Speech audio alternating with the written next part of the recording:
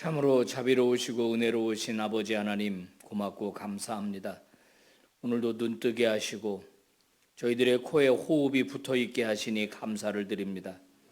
오늘 우리가 살아가는 이 하루는 어제 죽어간 자들이 그토록 바라던 내일이었습니다.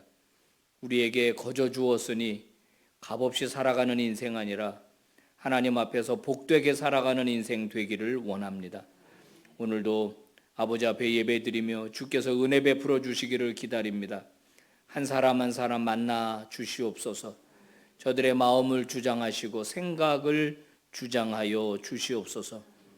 육신의 정욕과 안목의 정욕과 이생의 자랑으로 오염되지 않게 하여 주옵시고 저희들의 눈이 깨끗이 씻겨져 거룩하신 주님의 뜻을 바라보게 하시며 그 뜻 따라 살아가기로 다짐하며 결단하는 일이 내게 기쁨이 되게 하여 주시옵소서. 오늘도 말씀을 대합니다. 가르쳐 주옵소서. 깨닫게 하옵소서. 예수님 이름으로 기도 올리옵나이다. 아멘. 자, 우리 찬송가 382장 함께 찬송을 부르겠습니다.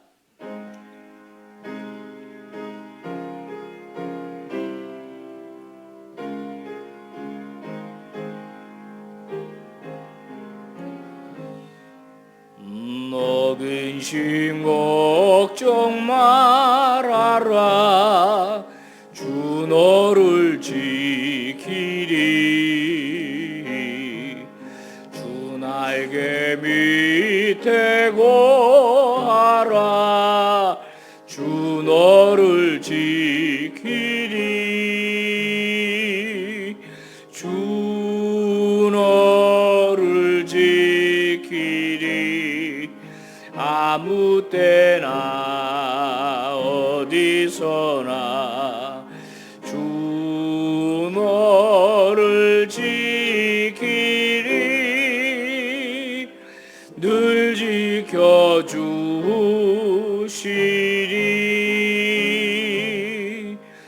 어려운 시험 당해도 주 너를 지키리. 구주의 품에 거하라. 주 너를 지키리. 주 너를 지키리.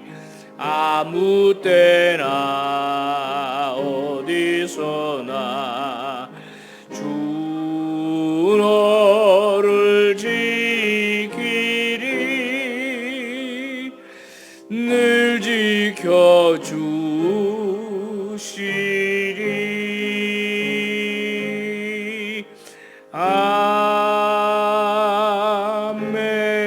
아멘. 자, 우리 다 함께 기도하실 때 이경숙 권사님 기도 인도해 주시겠습니다.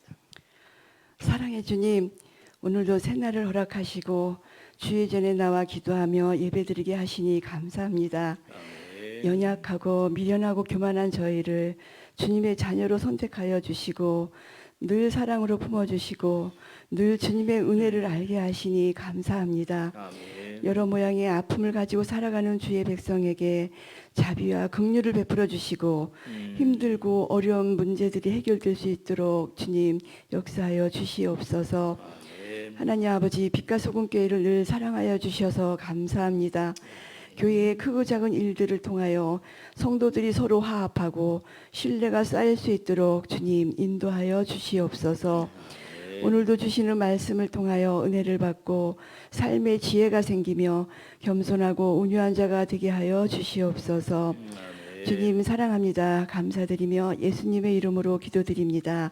아멘. 아멘. 하나님 말씀 민수기 18장 21절에서 32절 말씀 한 절씩 우리 교독을 하겠습니다.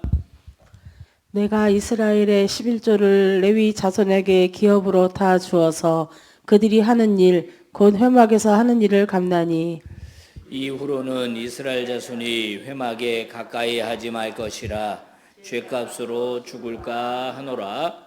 그러나 레위인은 회막에서 봉사하며 자기들의 죄를 담당할 것이요 이스라엘 자손 중에는 기업이 없을 것이니 이는 너희 대대의 영원한 율례라.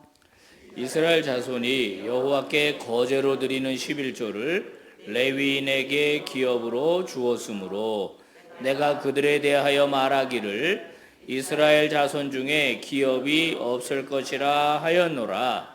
여호와께서 모세에게 말씀하여 이르시되 너는 레위인에게 말하여 그에게 이르라.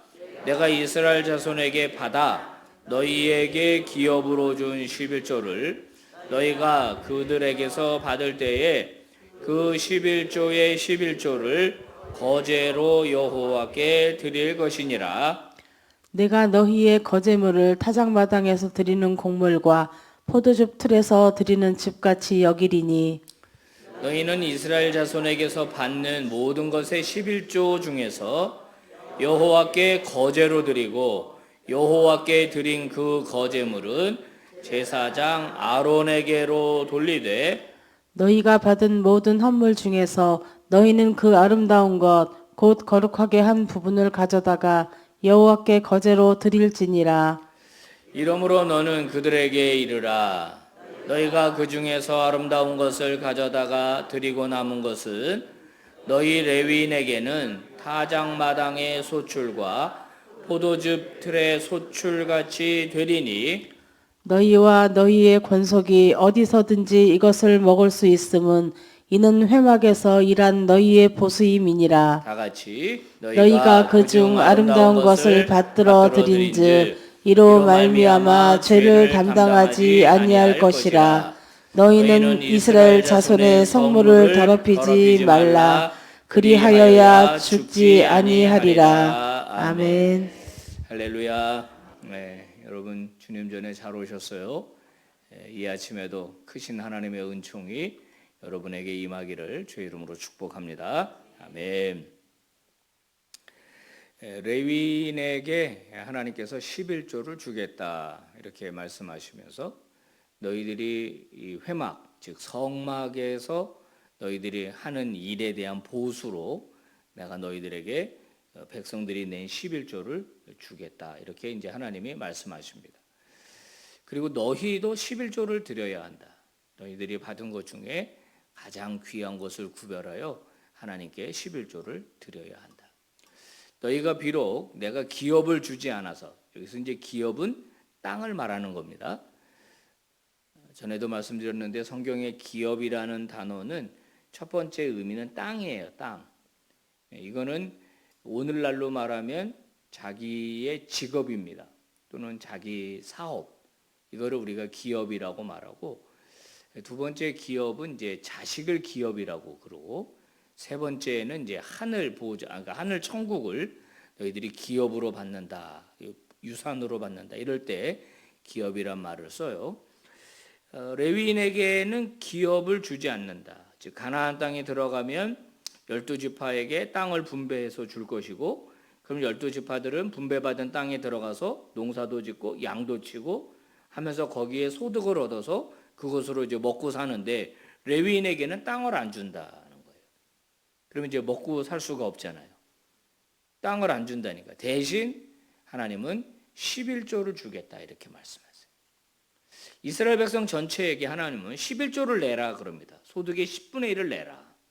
나한테 내라. 나한테 가져와라. 그래서 하나님이 그거를 쓰시는 거예요. 레위인들에게 주겠다는 겁니다.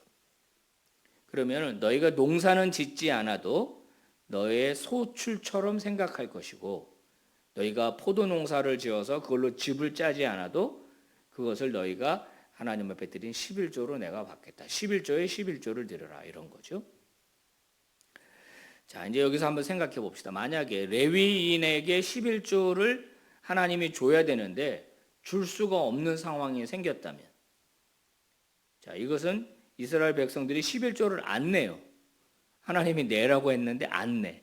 그러면 하나님이 그 11조를 레위인들에게 못 줘요. 못 주면 레위인들은 어떡하죠? 자기들이 지금 성막을 관리하고 보수하고 지키고 또 제사장들이 제사를 드릴 수 있도록 나무도 가서 패와야 되고 물도 길러와야 되고 해야 될 일이 많은데 그 일을 못해요. 그러면 제사가 제대로 드려질 수가 없겠죠. 그러면 하나님의 성막은 어떻게 되는 걸까요? 운영이 될 수가 없는 거예요.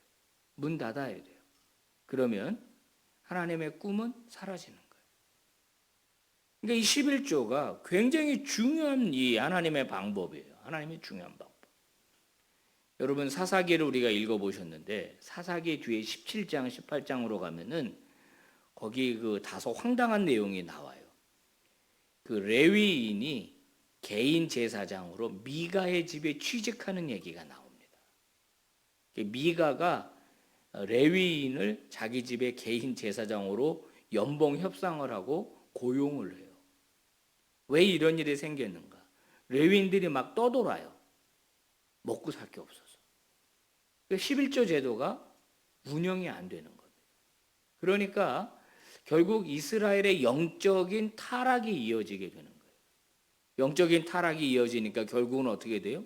멸망하게 되는 겁니다. 11조를 내야 되느냐 말아야 되느냐에 대한 논란이 요즘 많이 일고 있습니다. 어떤 목사님들, 어떤 그리스도인들은 11조를 낼 필요 없다. 그건 구약에서 가르친 것이지 신약은 아니다. 이렇게 얘기하지만 실제로 신약에서 예수님도 11조를 언급하신 바가 있죠. 있습니다. 하나님은 이스라엘이라고 하는 나라를 하나님을 잘 섬기는 하나님의 나라로 만들고 싶어 하셨어요. 그러려면 백성 전체가 하나님의 뜻을 따라 살아야 하잖아요. 하나님의 뜻을 따라 살아가도록 하기 위하여 하나님은 이스라엘 백성에게 독특한 것, 다른 백성에게 주지 아니한 성막, 성전을 주셨어요. 그래서 성막 중심으로 살아가도록 하셨거든요. 매일 하나님께 제사 드리고 잘못한 일이 있으면 와서 속죄제를 드려야 되고 또 이웃과 화목하기 위해서는 화목제를 드려야 하고 이렇게 성막을 중심으로 자기들이 하나님의 백성이라고 하는 걸 깨닫고 하나님 뜻대로 살아야 된다는 걸 깨닫고 그렇게 살지 못했을 때 와서 회개하고 다시 돌이키고 하는 아주 중요한 역할.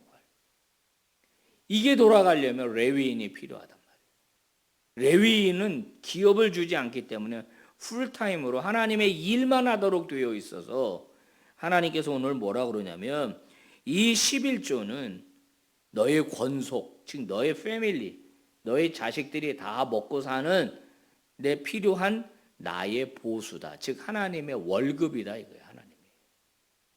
다른 백성들이야 기업을 줬지만은 너희들은 기업을 안 주니까 내가 너희들한테 보수를 주겠다. 너희들을 갚아주겠다 하는 것이에요. 그러므로 오늘날도 꼭 같습니다. 하나님의 몸된 교회가 건강하게 힘있게 돌아가려면 결국 성도들의 11조입니다. 성도들의 11조로 교회가 목회자에게 그러니까 하나님이 주시는 거죠. 사례비도 주고 교회 안팎의 여러 일도 감당하는 게 바로 성도들의 헌금이거든요.